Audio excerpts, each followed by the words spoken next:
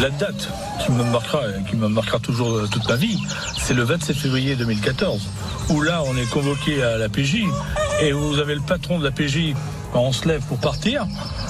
Cet homme-là nous dit, en partant, « Mais monsieur, dame Giboire, arrêtez de vous faire du mal, votre fille était suicidaire ».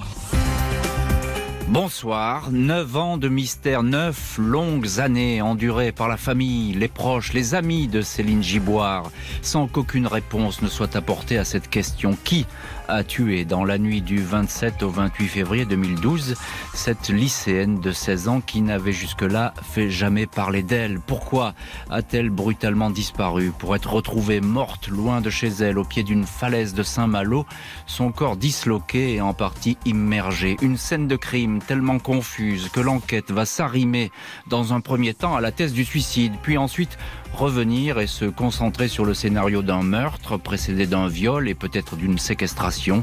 Céline Giboire, si elle a été menacée, n'a pas pu appeler au secours cette nuit-là, piégée dans ce lieu qu'il faut connaître et où de rares personnes viennent traîner la nuit.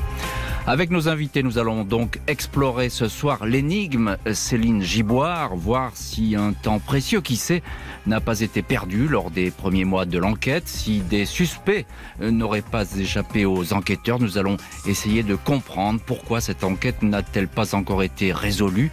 Un immobilisme qui laisse les parents, les sœurs et le frère de Céline dans la plus totale incertitude, dans un épais brouillard qui ne s'est jamais dissipé. 20h, 21h, Jean-Alphonse Richard sur RTL.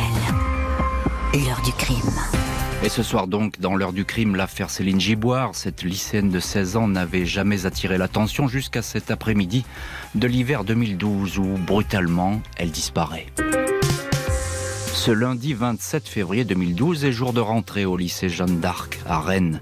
Les vacances d'hiver sont terminées et les cours reprennent. Céline Giboire est présente à l'ouverture des portes de l'établissement. Elle retrouve ce matin-là tout à fait normalement la classe de première STG, Sciences, Technologie et Gestion. Les professeurs ne se souviennent pas de quoi que ce soit d'anormal concernant Céline. C'est une élève qui ne pose pas de problème. Elle ne fait peut-être pas partie des meilleurs de la classe, mais ses notes figurent dans une bonne moyenne. Il lui est certes arrivé de sécher des cours, mais rien d'alarmant ou de répétitif. La matinée se déroule ainsi sans incident. À l'heure du déjeuner, vers 12h30, Céline quitte toute seule le lycée. L'examen de son téléphone portable fera apparaître qu'elle a tout d'abord emprunté une petite rue face au lycée, la rue du Colonel Drian, puis a déambulé vers le centre-ville. Elle ne s'est pas rendue au jardin public tout proche, le parc de Maurepas, où parfois les lycéens se retrouvent. Céline Giboire est signalée absente au cours de l'après-midi. Elle ne va pas réapparaître en salle de classe. La famille Giboire est prévenue de cette non-présence vers 17h. Les trois sœurs de Céline, Mélanie, Laura, sa jumelle, et Elena, ainsi que son frère, tentent alors de la joindre sur son téléphone portable. Mais leurs appels échouent inexorablement sur la messagerie. 2 heures passent et l'inquiétude grandit dans l'exploitation familiale de Piré-sur-Seiche, à une vingtaine de kilomètres au sud-est de Rennes, où vivent ses parents. Patrick Giboire, le père, élève ici des vaches laitières et des poulets. Peu après 19h, la sœur aînée de Céline, Mélanie, décide d'aller signaler la disparition au commissariat. On tente alors de la rassurer. Les policiers estiment qu'il s'agit très certainement d'une fugue et que tout va rentrer rapidement dans l'ordre, mais Céline ne va donner aucune nouvelle. Après une nuit blanche, mardi 28 février au matin, les parents, les sœurs et le frère de Céline sont submergés par l'angoisse. Ils songent à un accident, ne peuvent se résoudre à envisager le pire. Ils impriment rapidement des affichettes avec la photo de Céline collée autour du lycée.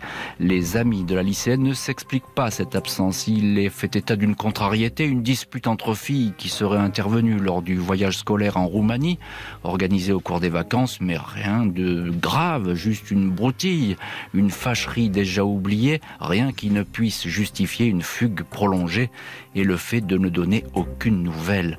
Aux premières heures du matin, les policiers rennais ne disposent d'aucun élément permettant de dire où est l'adolescente. Ils ignorent alors que Céline est déjà morte et que son corps gît au pied d'une falaise. Bonsoir Alain Pirot. Bonsoir.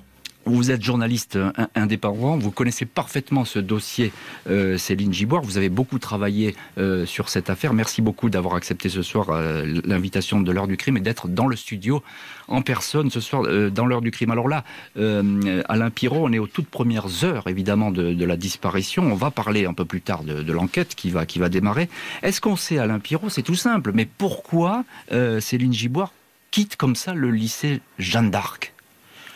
Encore aujourd'hui, on a un peu de mal à interpréter les causes de ce départ. Il est certain que ce lundi matin, alors qu'elle a reçu une bonne note, vous parliez d'une élève somme toute normale, elle a reçu une bonne note, une brouille d'adolescents va amener à travers des SMS à ce que Céline se sente soit en colère avec certains propos de ses amis.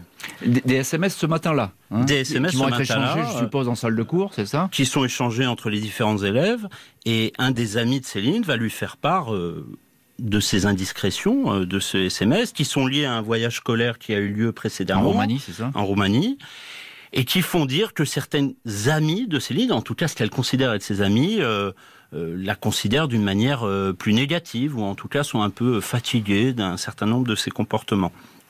Après, je vous le dis, c'est la manière dont on considère l'amplification de cette brouille d'adolescents qui amène ou pas le départ. En tout cas, il y a une vexation. On sent qu'elle est peut-être mal à l'aise avec ce qu'elle peut recevoir comme texto, etc. C'est des échanges un petit peu diffus, disparates. Oui, c'est des échanges entre adolescents sur des propos liés à ce voyage. Et d'ailleurs, son ami va lui proposer, pour régler l'affaire, de déjeuner ensemble ce lundi midi au réfectoire. Et c'est là qu'elle ne va pas se rendre au réfectoire, qu'elle ne va pas répondre à ce SMS, et et selon certains témoins de l'école, on va la voir partir, quitter ce lycée. Elle va sortir du lycée, quitter, puis effectivement, on ne va pas évidemment la revoir, donc on peut dire qu'il y a une vexation, une espèce de fâcherie, peut-être un petit coup de colère, mais elle n'est pas familière avec ce genre d'attitude, Céline Giboire. Pas du tout familière avec ce type de comportement, même si certaines de ses amies confient que dans le passé, elles ont pu sécher des cours. Elles le disent d'ailleurs, des cours sans importance. Mais il y a une question importante là-dessus.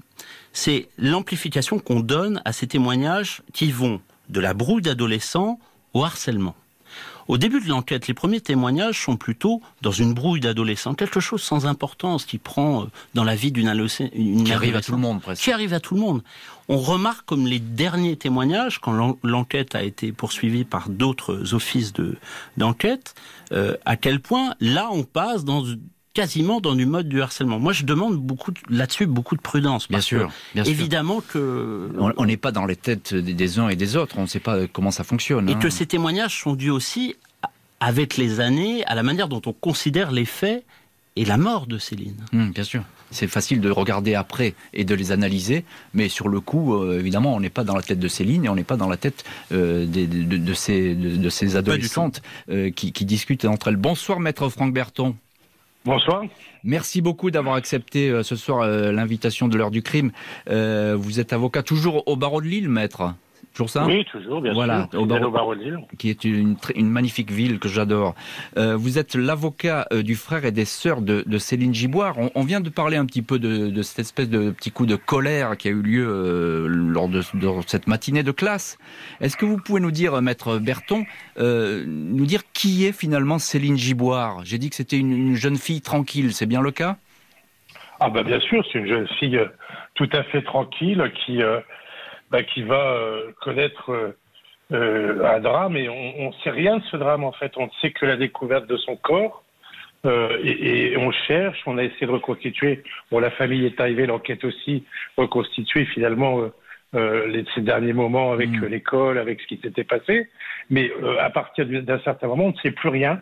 On n'arrive pas à identifier réellement ce qui s'est déroulé. Ce qu'on peut dire, maître Berton, c'est que, on en a dit un petit mot, mais elle n'a pas le profil d'une lycéenne difficile, ça c'est établi. Elle n'a pas non plus le profil d'une fugueuse invétérée, Céline.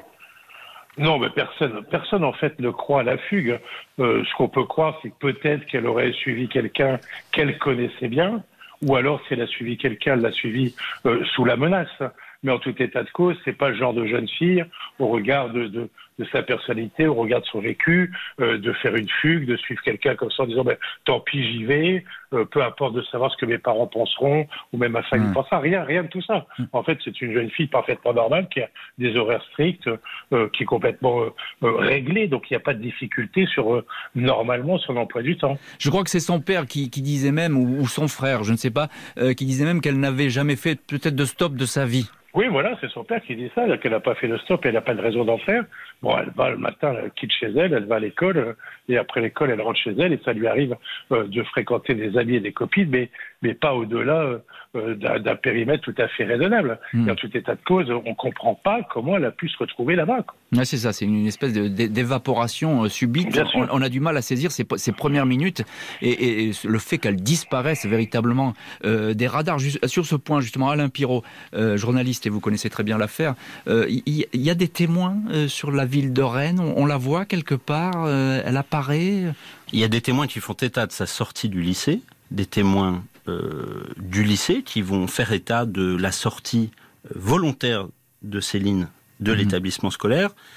Sur Rennes, après, vous n'avez pas de témoignage. C'est-à-dire qu'elle disparaît dans les rues de Rennes. Il y a de la vidéosurveillance à Rennes, je suppose. Mais la vidéosurveillance n'a rien donné par la suite sur le parcours de Céline. En tout cas, dans la ville de Rennes. Les enquêteurs ont étudié la vidéosurveillance du réseau de bus, des gares de Rennes, mais ça n'a rien donné. On ne peut pas établir, après ces quelques rues que vous avez citées au départ... Oui, mais ça c'est vraiment le périmètre le plus proche. Totalement. On ne peut pas citer de témoins qui ont vu directement Céline dans le centre-ville de Rennes, dans un magasin en particulier pour pouvoir se changer les idées, dans un snack, dans un restaurant, dans un bar, rien du tout. Incroyable en milieu citadin, d'ailleurs, de relever ça. En tout cas, le trajet qu'elle emprunte, elle le connaît, elle, et personne ne sait quel était ce trajet. Moins de 24 heures après sa disparition, le corps de Céline Giboire va être découvert à 70 km de Rennes, dans un parc de Saint-Malo, en bordure d'océan, où la lycéenne n'avait jamais mis les pieds de sa vie. Ce mardi 28 février, vers 10h10 du matin, deux joggeurs qui courent sur une petite plage du parc des Corbières, une falaise boisée de Saint-Malo, aperçoivent une forme humaine à demi immergée. Il s'agit d'une jeune femme posée sur le dos, les bras étirés au-dessus de la tête. Son blouson flotte à côté d'elle. Elle porte des traces de blessures et elle ne respire plus. Les pompiers sont tout de suite alertés. Le corps est retiré de l'eau. Pas de grande marée ce jour-là, sinon il aurait pu être emporté ou englouti pendant des jours. Le médecin, appelé sur place, ne peut que constater le décès, mais il est dubitatif sur les causes de la mort. Le corps est effectivement couvert d'ecchymose, il porte des traces suspectes, impossible de savoir ce qui a pu causer le décès de la victime. Dans tous les cas de figure, au vu de l'état du cadavre, l'intervention d'un tiers n'est pas exclue. En clair, il pourrait s'agir d'un meurtre.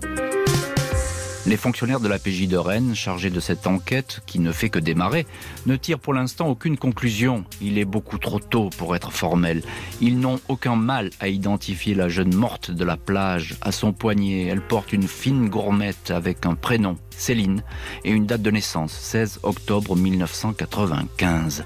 Le rapprochement est aussitôt établi avec la disparition à Rennes de Céline Giboire.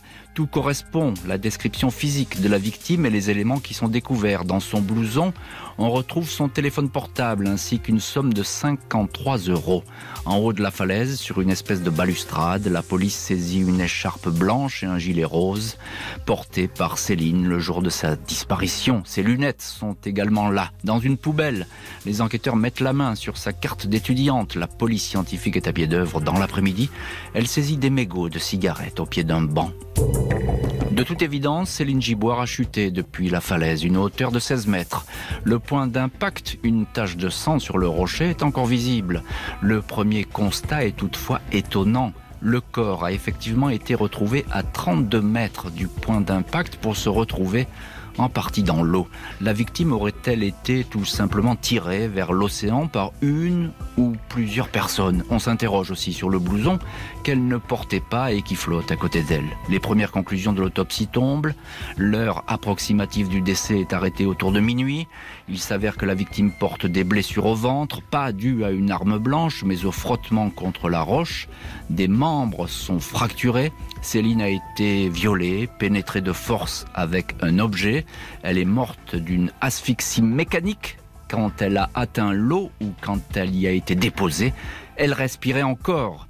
Elle a fini par se noyer. Céline n'avait consommé ni alcool ni drogue. Alain Pirot, journaliste indépendant, et vous avez enquêté très longuement sur la mort de Céline Giboire. Premier point tout simple, elle n'a aucune raison de se rendre à Saint-Malo, Céline. Elle n'a aucune raison de s'y rendre et ce parc, elle ne le connaît pas. En tout cas, sa famille assure qu'ils n'y se sont jamais rendus en famille, pour le coup, et que c'est un lieu totalement méconnu de l'histoire familiale et de l'histoire de Céline. Et c'est un lieu pour y être allé bien des fois, malheureusement. Alors dites-nous à quoi ça ressemble, parce que c'est une espèce de pointe rocheuse, qui est vraiment dans Saint-Malo, qui est dans un quartier attenant à Saint-Malo. C'est-à-dire que quand vous allez à Saint-Malo directement, et surtout si vous voulez y passer du temps, vous allez directement sur la grande plage, ou en tout cas près de la citadelle. Il faut imaginer que le parc des Corbières, c'est un parc très éloigné du centre-ville de Saint-Malo, dans une commune attenante, qui est devenue un quartier de Saint-Malo, et qui est un parc qui ne se voit pas au premier abord. Je veux dire que vous avez l'entrée un porche, très discrète, marqué Parc des Corbières, mais pour pénétrer dans ce lieu, il faut parcourir un certain nombre de mètres, et vous ne voyez pas directement le parc. Donc les gens qui connaissent ce lieu, ils y vont parce qu'ils le connaissent. Bien sûr. Ah oui, c'est ça. Il y a beaucoup de personnes qui disent même habiter le coin et qui ne connaissent pas cet endroit qui est un petit peu caché. Oui, et c'est un lieu, il faut le dire aussi, qui n'est pas très accueillant. Et pas très bien fréquenté ? Pas très bien fréquenté le soir. Après, c'est la situation malheureusement d'un certain nombre de parcs, mais c'est un lieu qui, quand la nuit tombe, est particulièrement repoussant. Et j'invite tous ceux qui ne le connaissent pas, pour se rendre compte de ce que peut être l'état d'esprit d'une jeune fille à ce moment-là, à s'y rendre à la tombée de la nuit et à comprendre l'effroi qui peut vous saisir face à ce lieu qui est lugubre. Tout à fait, oui. Maître Berton, vous êtes l'avocat du frère et des sœurs de Céline Giboire, invité ce soir de l'heure du crime. Je suppose que lorsque les parents de Céline apprennent que le corps a été retrouvé à Saint-Malo, à 70 km de leur domicile, c'est à la fois une dévastation, bien sûr, mais une surprise immense. Oui, c'est une surprise, mais pour toute la famille, parce que j'écoutais le rappel des faits que M. Richard, vous venez de faire. C'est ça, il n'y a rien d'autre à rajouter. C'est-à-dire que, d'abord, on a ses vêtements en haut de la falaise, alors ses lunettes sont dans une poubelle, ses papiers sont également éparpillés. Il n'y a pas de raison, on ne comprend pas non plus comment elle peut se retrouver à 32 mètres du point d'impact a priori. Voilà, il y a plein d'incompréhensions. Alors, il y a deux solutions qui sont présentées. Soit Céline s'est suicidée. Mais encore une fois, il n'y a aucune raison de le penser parce qu'il n'y a rien qui laissait présupposer dans sa vie, dans ses derniers moments, dans ses derniers jours, qu'une telle issue était envisagée. Ou soit c'est un meurtre. Et il faut trouver l'auteur du meurtre. Et donc la famille est dans l'expectative de savoir ce qui s'est passé, ce qui s'est déroulé. Bien sûr. Pourquoi on retrouve sa gamine à Saint-Malo alors qu'elle n'a aucune raison d'aller là-bas? Et puis comment y est-elle allée? Et puis pourquoi à minuit là-bas? Enfin, voilà, vous imaginez l'effroi quand même dans cette famille et l'incompréhension totale depuis tant d'années parce qu'ils continuent à chercher et à se poser des questions. Bien sûr. Alors vous l'avez dit, les papiers et certains éléments sont un petit peu disséminés sur cette scène de crime et puis on va en trouver d'autres par la suite. Je voudrais, Maître Berton, quand même qu'on insiste un petit peu, moi ça m'a beaucoup frappé, sur ce corps qui est déplacé à 32 mètres du point d'impact. Alors, ça veut dire quoi? Parce qu'on va tout entendre là-dessus. On va dire qu'il a été transporté, qu'elle a pu éventuellement ramper jusqu'à la mer, on ne sait pas pourquoi, mais c'est comme ça. Qu'est-ce qu'il faut en penser? Je ne sais pas, mais par contre, on sait deux choses.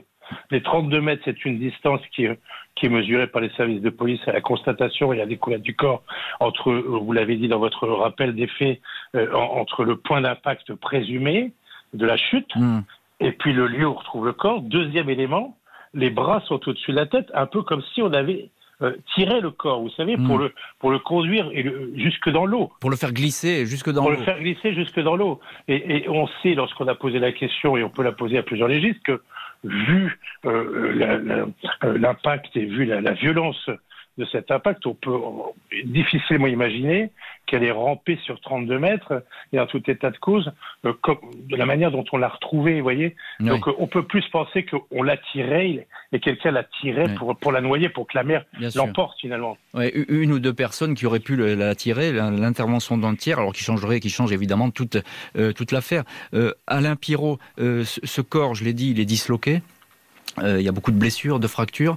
Est-ce que, alors l'autopsie, les premiers résultats disent, elle a été violée, ça c'est établi? Il y a eu des violences sexuelles? Parce que ça va être un point qui va discuter, ça. Alors, c'est effectivement un point qui va être discuté, qui va donner lieu à malheureusement quelque chose de terrible, c'est que fort de vouloir récolter de nouveaux éléments, le corps va être exhumé. On aura l'occasion peut-être de l'évoquer, mais c'est une douleur supplémentaire pour la famille.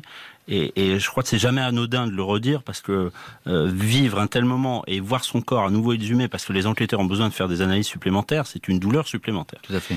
Mais effectivement, les constatations menées par les légistes vont amener l'idée qu'elle a été victime, et je ne veux pas rentrer dans tous les détails, mais on ne va pas rentrer dans les détails parce qu'ils sont sordides. D'un viol barbare, très simplement. Mais c'est un viol d'une sauvagerie extrême et un viol barbare. Mais en tout cas, de toute façon, l'enquête est toujours ouverte pour viol et meurtre. Hein. On est d'accord, Alain Pirot, là, sur ce Totalement. Point. Malgré ces interrogations, la police va mettre en doute la thèse criminelle et penché pour un suicide. La conclusion pour Céline Giboire d'une fugue qui aurait été désespérée. Conclusion que ne partage pas du tout la famille de la victime. Bien que l'enquête sur Céline Giboire soit ouverte au parquet de Rennes pour viol et homicide volontaire, la police judiciaire de Rennes penche plutôt pour un suicide. Dans les mois qui suivent, et alors que les investigations font du surplace, le père de Céline, Patrick Giboire, est ainsi informé que sa fille s'est sans doute volontairement donné la mort. Pour parvenir à cette conclusion, la PJ semble s'appuyer sur le fait qu'aucun individu n'a été aperçu avec Céline au moment où elle a quitté le lycée et dans les heures qui ont suivi, rien ne permettant d'établir un lien entre sa mort et une tierce personne, grâce à la téléphonie. Il est avéré que Céline Giboire a elle-même pris la route de Saint-Malo. Impossible toutefois de savoir par quel moyen elle s'y est rendue, sans doute en stop, en empruntant la route principale, la départementale 137. À 15h45, 3 heures après avoir quitté le lycée, son téléphone borne à Saint-Domineuc, localité entre Rennes et Saint-Malo. Elle est seule, selon un témoin, à qui elle demande un renseignement sur un horaire de car. Ce témoin décrit une jeune fille souriante. À 17h48, son portable borne enfin à Saint-Malo. Malgré les affirmations de la PJ, le père de Céline ne peut pas se résoudre au suicide. Il dénonce une enquête bâclée qui a conduit la police à demander l'exhumation du corps seulement 10 jours après les funérailles, le 15 mars, sous prétexte que divers prélèvements n'avaient pas été effectués. Patrick Giboire a le sentiment que l'on cherche à clore au plus vite un dossier qui, selon lui, serait truffé d'incohérences. Pourquoi le premier médecin a-t-il parlé d'homicide et que la suite conclut désormais à un suicide? Pourquoi de nouveaux experts indiquent que le viol n'est pas certain? Pourquoi Céline se serait-elle débarrassée de sa carte d'étudiante dans une poubelle? Pourquoi encore sa carte vitale a été découverte 1 mois après le drame, dissimulée entre 2 rochers à quelques centaines de mètres de la scène de crime? Pourquoi 3 ans après la mort de Céline, les parents craignent que le dossier ne soit refermé. Ils font alors appel à un enquêteur privé, l'ancien officier de gendarmerie Thierry Lezeau, qui avait travaillé sur l'affaire Dickinson pour reprendre les investigations. Le frère et les sœurs de Céline écrivent au président de la République, François Hollande, et au garde des Sceaux. L'avocat des Giboire, Franck Berton, remue de son côté ciel et terre pour réfuter la thèse du suicide. Il note que la plupart des experts pensent que Céline a été portée par 1 ou 2 personnes après sa chute. Le corps a donc été manipulé afin peut-être de maquiller le meurtre en noyade. L'avocat et la famille ont finalement gain de cause. Afin que les investigations se poursuivent dans la sérénité et que les esprits se calment, le dossier change de main. 3 ans après la mort de la lycéenne, le procureur de Rennes confie l'affaire à la brigade de recherche de la gendarmerie nationale. Bonsoir Mélanie Giboire, vous êtes la sœur aînée de Céline Giboire. Merci beaucoup d'avoir accepté ce soir cette invitation. Je viens d'en parler, la police a défendu la thèse du suicide. Est-ce que vous-même, Mélanie Giboire, vous avez pensé à cette possibilité ?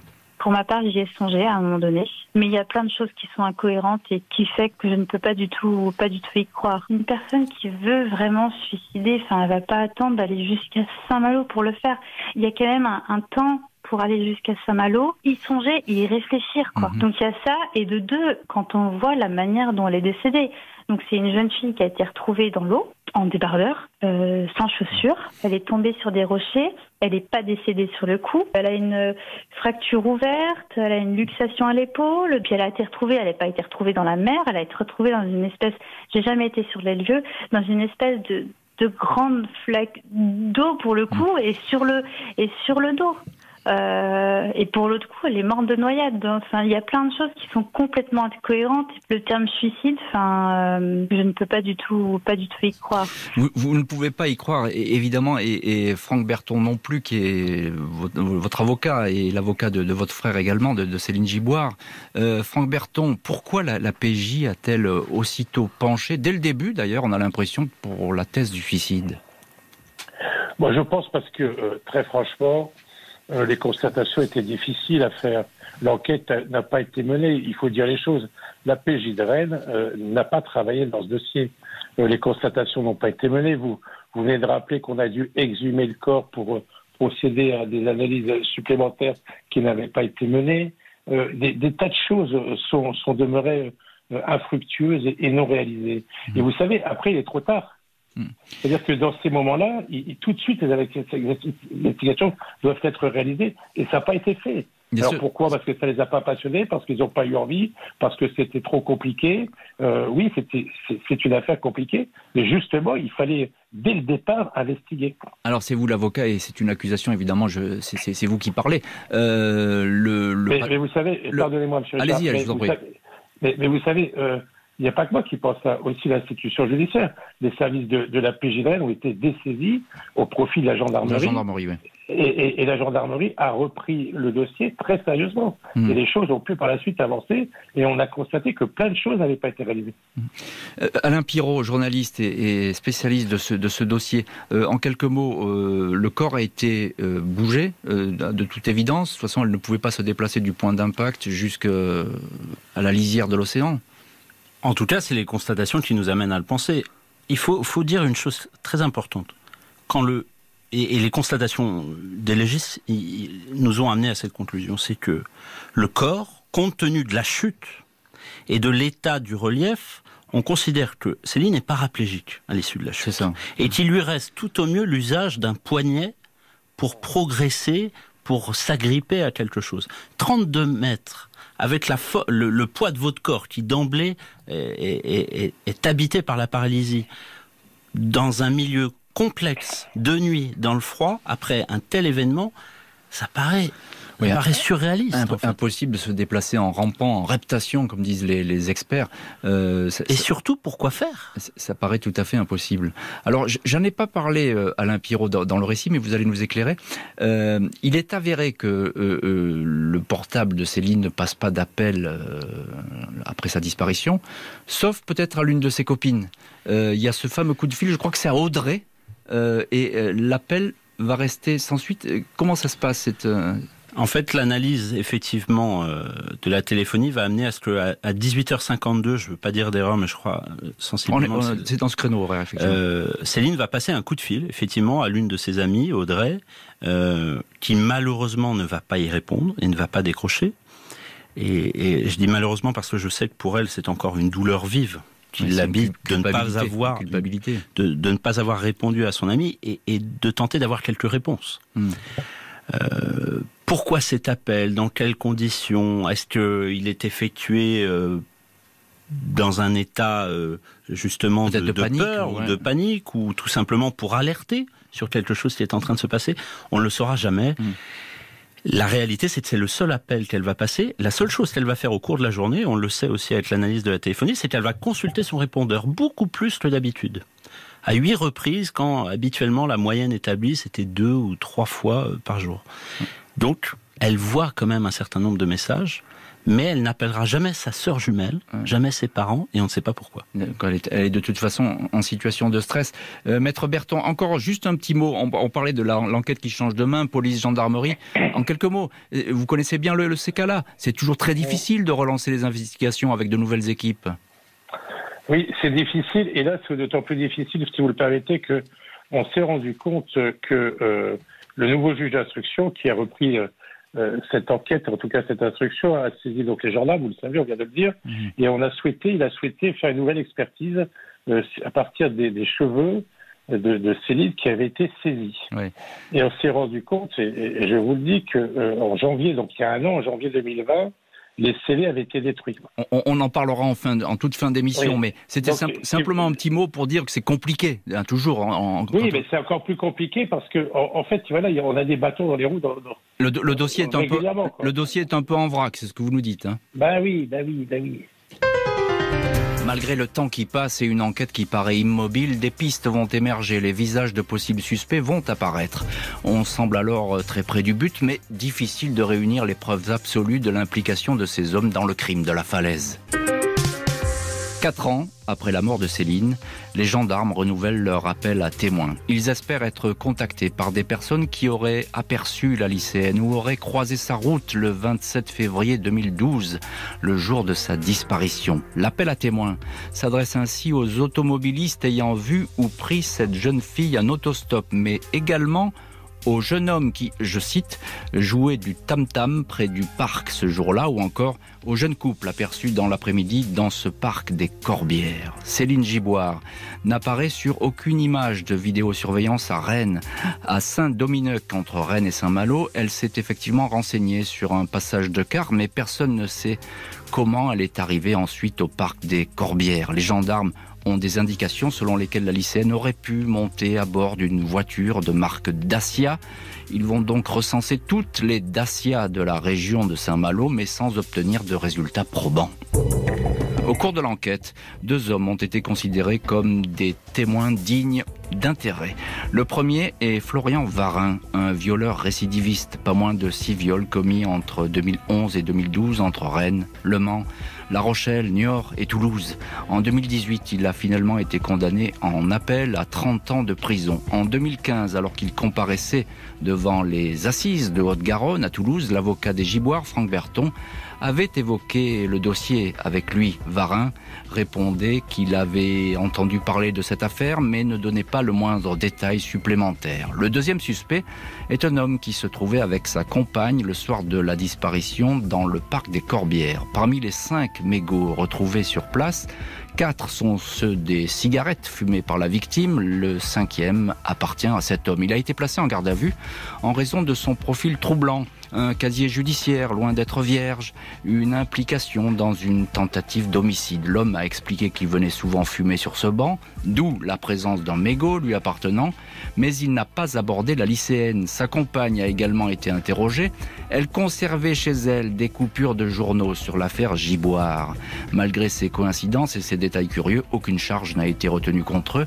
Ils sont sortis libres après une dizaine d'heures de garde à vue. À ce jour, aucune mise en examen n'a été prononcée dans ce dossier. Alain Pirot, journaliste et enquêteur sur cette affaire, que donnent les témoignages à ce stade de l'enquête, les témoignages recueillis? Il y en a très peu. Il y a, je pense, ce barman de Saint-Domineuc, et puis il y a des témoignages aussi, je crois, près de ce fameux parc. Hein. Il y a des témoignages de passants dans ce parc qui soit sont là pour se promener ou promener leur chien. En l'occurrence, c'est l'un des témoins qui sera entendu par les enquêteurs qui, lui, est venu avec sa compagne et promener son chien et qui va d'ailleurs se signaler auprès des forces de police pour établir qu'il a bien vu la présence de cette jeune fille, Céline, à ce moment, à cet instant de la soirée. Il y a quelques témoins, mais il y en a très peu, effectivement. On peut en compter 3 ou 4 si on se fie au dossier. Alors j'ai cru voir qu'il y avait un témoin qui avait aperçu une jeune fille en pleurs sortir d'une voiture. C'est exact, ça ? Effectivement, à l'entrée du parc, il y a une habitante qui dit avoir aperçu Céline sortant d'une voiture, en tout cas une jeune fille sortant d'une voiture en pleurs. Je dis bien une jeune fille parce que on n'a jamais établi formellement qu'il s'agissait de Céline. Après, effectivement, compte tenu des horaires, compte tenu des événements qui vont survenir après, on peut imaginer que c'est Céline qui va sortir de cette voiture. Pourquoi elle sort en pleurs ? Là encore, on est dans l'expectative. Bien sûr. Et à chaque fois, on peut expliquer cela par plein de choses. Des choses qui sont liées directement à des faits dramatiques ou meurtriers qui vont survenir, ou des faits tout simplement d'une jeune fille perdue. Qui est en stress. Qui est en stress et qui, sortant d'une voiture de quelqu'un qui l'a pris en stop, est simplement Bien sûr. hébété. Perdu et hébété. Dans tous les cas de figure, il n'y a pas de témoignage qui précise qu'on a vu Céline en compagnie d'un homme ou de plusieurs hommes ou de plusieurs personnes. Aucun. C'est ça. On l'a... Et le drame, il est là. Ah oui. C'est que encore aujourd'hui, on a des trous dans l'emploi du temps de Céline, et notamment dans les possibles conducteurs de voitures qui l'auraient amené soit à Saint-Dominique, comme vous l'avez dit, ou soit après vers Saint-Malo.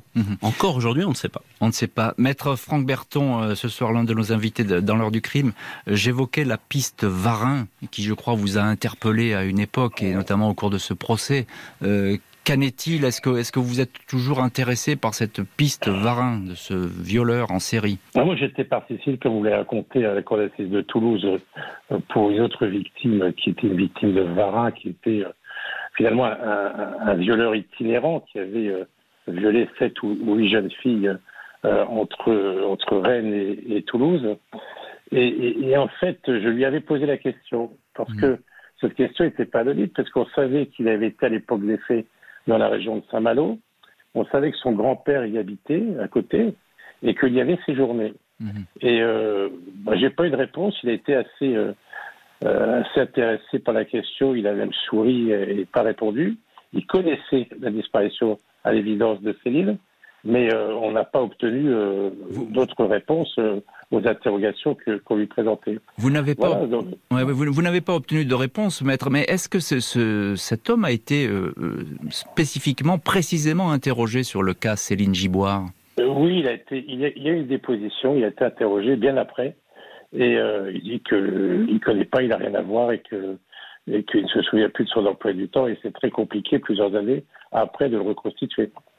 Et tous ces témoignages qui n'existent pas, c'est troublant aussi. Vraiment, on ne trouve rien, quoi. C'est un désert quasi complet. Non, c'est pour ça que ce dossier est très compliqué, parce que on a des pistes. On peut penser par exemple à Varin, mais vous voyez, on n'a pas de preuves, il n'y a rien. Bien sûr. Il n'y a pas d'éléments, et on ne peut pas accuser un homme simplement parce qu'il a violé 7 ou 8 jeunes filles, 8 je crois, en disant si ça tombe, ils s'en est pris aussi à Céline.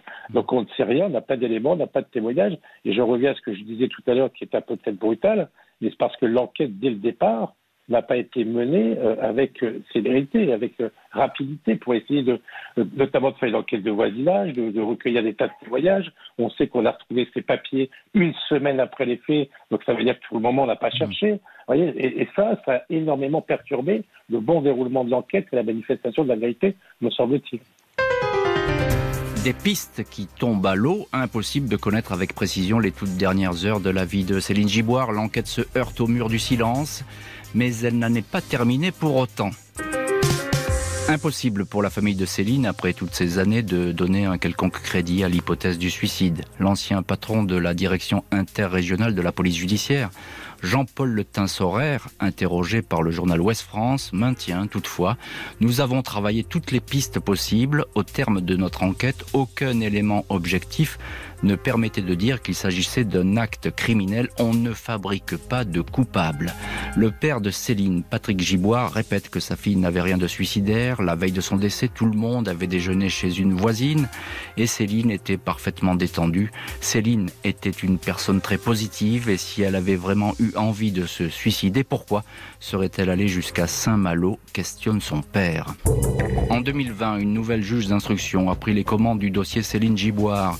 De nouvelles investigations sur les affaires portées par la victime ont alors été programmées, notamment des recherches de traces ADN. Mais l'enquête est décidément perturbée. En 2018, des scellés ont ainsi été accidentellement détruits, des cheveux appartenant à Céline sur autorisation du procureur de Saint-Malo. La famille n'en sera avertie que 2 ans plus tard, à la faveur d'une nouvelle demande d'analyse toxicologique. Les Giboire ont attaqué l'État pour faute lourde. Sur le front des investigations, seul un nouveau témoignage semble aujourd'hui en mesure d'apporter la vérité dans ce dossier. Mélanie Giboire, on vous retrouve, vous êtes la sœur aînée de Céline Giboire. Je viens de le dire, tout le monde espère évidemment un nouveau témoignage. Selon vous, des personnes ne se sont toujours pas manifestées à ce jour? Je reste persuadée qu'une ou des personnes restent dans le silence. Pourquoi, je ne sais pas. Peut-être que pour eux, ils estiment que c'est pas forcément grand-chose ou ça ne mérite pas la peine de solliciter la gendarmerie, mais enfin, ça peut aider, ça peut faire bouger beaucoup de choses. C'est aidez-nous parce que à l'heure actuelle, en fin de compte, pour moi, c'est la seule chose en fin de compte, c'est que cette personne-là sort du silence. Vous avez toujours l'espoir, Mélanie Giboire, que l'enquête aboutisse? À chaque fois quand un reportage passe comme ça, je me dis toujours, il y a quoi? Il y a 2% de chance, en fin de compte, qu'une personne se dise, ait des remords et se dise, ouais, non, faut que je parle. Et le fait de rabâcher, en fin de compte, Céline Giboire. Je me dis, au bout d'un moment, enfin, il y a bien quelqu'un qui va dire, mais cette famille-là, mais elle ne lâche rien. Enfin, c'est peut-être le moment aussi que je puisse, parler, me libérer pour justement aider cette famille-là, quoi. Merci en tout cas de nous solliciter. Vous alimentez notre espoir. En tout cas, moi, vous alimentez mon espoir en fin de compte de me dire, ouais, encore tout est encore possible. Merci beaucoup à vous, Mélanie Giboire, et puis à votre famille. Évidemment, on est là pour vous aider, pour transmettre un appel à témoins qui pourrait se manifester, parce que vraiment peut-être la clé de cette enquête, elle est là, dans ce témoignage qui manque, dans cette part de puzzle qui manque en ce moment. On a en ligne, pour quelques mots, Thierry Lezeau. Vous êtes l'ancien gendarme et enquêteur privé recruté par la famille Giboire. C'est vous, je le précise, qui avez noté en premier que le corps avait été sans doute déplacé. Alors vous êtes très critique sur le démarrage de l'enquête. Vous pensez toujours aujourd'hui qu'il y a eu des manquements, en quelques mots?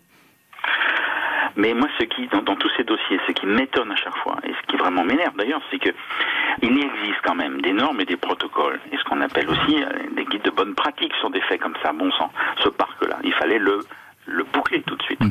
Ce qu'on appelle, on met une garde, on le fait fouiller, on le fait ratisser, mais c'est tout de suite, quoi. C'est pas comme là, 5 jours après. Donc quand ça démarre dans des conditions comme ça, et bien après, voilà, c'est une succession de manquements. Moi, je veux pas dire de manquements, mais de pratiques qui sont déviantes, quoi. Est-il normal de retrouver une jeune fille morte dans ces conditions-là? La réponse est non. Donc tout de suite, bien évidemment qu'il faut prendre toutes les mesures nécessaires, en police technique et scientifique moderne d'ailleurs. Il fallait, sur la rambarde en haut de la chute, il fallait faire des prélèvements, il fallait faire des écouvillons, il fallait faire des recherches de traces digitales. Donc c'est pas fait, c'est pas pris. On peut pas rattraper une scène de crime, on peut jamais la reconstituer. On remet pas un corps en place, on refait pas des constatations, c'est fini. Voilà, c'est vraiment la règle. On ne peut pas clôturer un dossier comme ça, comme ils ont essayé de le faire en disant c'est un suicide, quoi. Ils venaient le dire en plus aux parents dans la cour de leur ferme. Bon, je sais pas si c'est des manquements, mais en tout cas c'est des pratiques qui sont pas dignes d'une police technique moderne adaptée. Voilà, c'est tout ce que je peux dire. Maître Franck Berton, on entend évidemment Thierry Lezeau, là, c'est quelques mots sur l'état de l'enquête, et que d'ailleurs, jugement, je pense que vous partagez. C'est le dossier de la malchance, des erreurs, le dossier Giboire? Non, je crois pas que ça soit le dossier de la malchance. Monsieur Lezeau a raison, il y a pas mieux, il y a rien à rajouter. C'est pas bien fait, c'est mal engagé, et en fait c'est un souci dès le départ, véritablement d'essayer d'éclairer, de rechercher la vérité. On l'a pas fait. On n'a pas fait les constatations qu'il fallait faire. Et vous venez de rappeler là qu'en 2020, on découvre qu'en plus le procureur de Saint-Malo a autorisé de détruire des scellés dans ce dossier qui n'étaient pas encore élucidé. Oui, ça va s'arrêter quand, quoi? C'est pas possible. J'ai d'ailleurs dit accidentellement, et je me suis trompé, parce que c'était une décision effectivement judiciaire de détruire ces scellés, hein, qui aurait pu peut-être s'avérer important pour la suite, mais on ne le saura jamais. Maître Berton, quelles sont les pistes qui, selon vous, n'ont pas été suffisamment creusées dans ce dossier? Puis je poserai ensuite la même question à Alain Pirot. Mais il fallait faire l'entourage, il fallait faire en effet des constatations sur la rambarde, il fallait fouiller le parc. Tout ce que M. Lozo vient de dire, il fallait le faire. Il fallait essayer de reconstituer le trajet et éventuellement faire des appels à témoins beaucoup plus rapides et vastes. Voilà, une vraie enquête criminelle. Là, et puis surtout, conclure par un suicide, c'est vraiment facile. Je veux dire, c'est vraiment le constat d'un échec. Oui, c'est selon vous fermer une porte très rapidement, oui, et pour qu'elle ne soit pas ouverte par la suite. Alors, juste un petit mot, Franck Berton, parce que est-ce qu'il y a eu des confrontations, pas de confrontations évidemment, des reconstitutions dans ce dossier? Non, il n'y a pas eu à ma connaissance de reconstitution. Non. Ce qui est étonnant pour un dossier criminel, on est d'accord? Oui, on est bien d'accord. Alain Pirot, on écoute Franck Berton, on a écouté Thierry Lozo. Ça vous rejoint un peu ce que vous pensez sur le manque d'investigations peut-être qui ont été... Manque d'investigation, en tout cas, il y a quelque chose qu'on doit ajouter sur les investigations. C'est que, et les enquêteurs doivent assumer aussi cette partie parce qu'ils l'ont dit aussi aux familles, c'est qu'ils ont été happés par des éléments émotionnels. Expliquez-nous ça, c'est important. Quand ils trouvent un DVD, et c'est dans le dossier, je n'invente rien, quand ils trouvent un DVD, en l'occurrence le film Virgin Suicide de Sofia Coppola, et qu'ils en concluent dès lors à ce que le sentiment de Céline peut être happé par ces éléments suicidaires, c'est un problème. Ce n'est pas une enquête, ce n'est pas un fait, c'est un élément émotionnel qui amène les enquêteurs à conforter cette thèse du suicide. Cette fixation sur le suicide. Cette fixation sur le suicide qui va aussi être renforcée par des éléments qu'on trouve, des mangas qu'on trouve dans sa chambre. C'est tout un ensemble d'éléments auxquels les enquêteurs n'auraient pas dû se laisser happer et qu'ils vont utiliser pour avoir ces déclarations auprès des familles. En 2 mots, Alain Pirot, on arrive au bout de l'émission. Est-ce qu'on saura un jour la vérité dans cette histoire ? Je l'espère, je suis convaincu que des gens gardent un secret et qu'ils doivent le dire au plus vite et qu'il y a des éléments qu'on doit continuer à fouiller, des enquêtes qui doivent être menées sur des disparitions qui ont lieu dans le Grand Ouest et dont des éléments peuvent être similaires à ce qui est arrivé dans le cas de Céline Giboire. Maître Franck Berton, la même question. En un mot, on va connaître la vérité dans cette histoire ? Écoutez, si c'est un meurtre, il y a quelqu'un qui l'a tué et cette personne peut-être un jour le dira. Merci beaucoup, Maître Berton. Merci à Mélanie Giboire, à Alain Pirot et Thierry Lozo d'avoir été ce soir les invités de l'heure du crime avec l'affaire Céline Giboire. Une vérité si difficile à trouver, à moins qu'elle ne soit plus proche qu'on ne le croit. C'est tout ce qu'on souhaite ce soir à la famille de Céline que l'on salue. Merci à Justine Vignot, Marie Bossard d'avoir préparé cette émission. Marc Bisset était à la réalisation. Un immense merci à vous toutes et tous d'avoir partagé ce soir cette heure du crime.